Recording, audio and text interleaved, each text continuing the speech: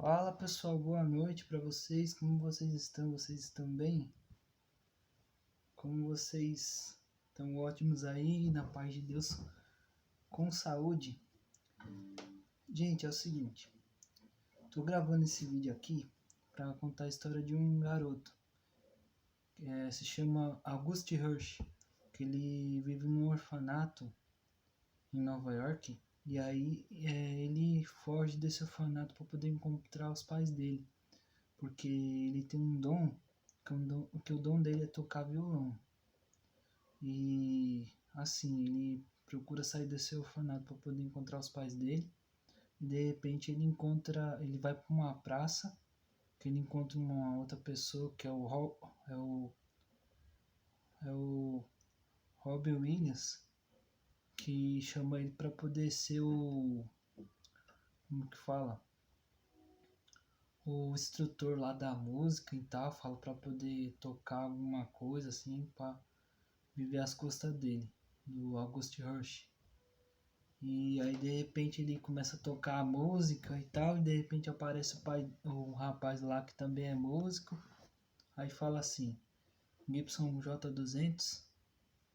Aí o menino responde com a cabeça: sim, posso ver?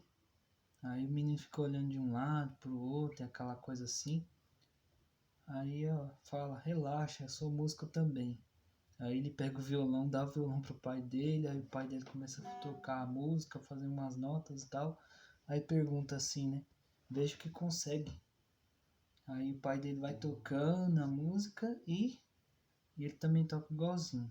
Aí os dois começam, o pai dele começa a tocar de um lado e ele de outro. Então vou tá tocando só um trecho dessa música para vocês poderem estar ouvindo. E recomendo vocês assistirem porque é um filme muito bom.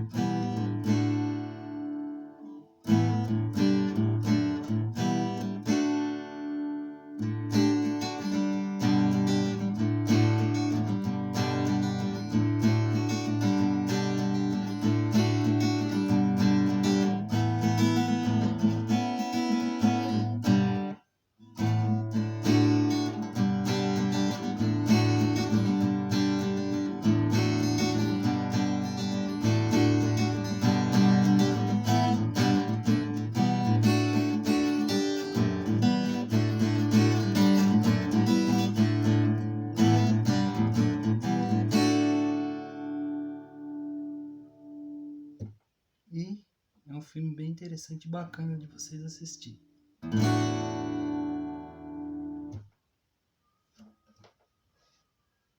Grande abraço, pessoal.